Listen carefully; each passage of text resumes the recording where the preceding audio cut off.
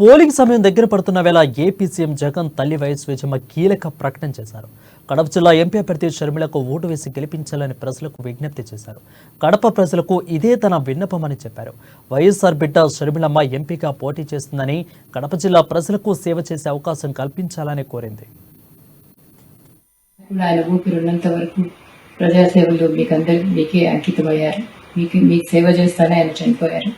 ఈరోజు ఆయన ముద్దు బిడ్డ షర్మిలమ్మ పార్లమెంట్ కంటెస్ట్ చేస్తూ ఉంది.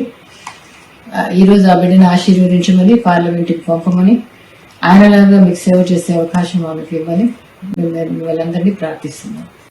మీ విజయమ్మను రాజశేఖర రెడ్డి గారిని అభిమానించేవారు, వారికి రాజశేఖర రెడ్డి గారిని ప్రేమించే వారికి యావత్ కడప లోక్సభ నియోజకవర్గ ప్రజలందరికీ నా విన్నపం.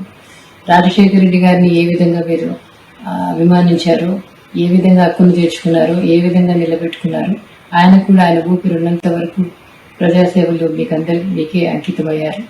మీకు సేవ చేస్తానే ఆయన చనిపోయారు.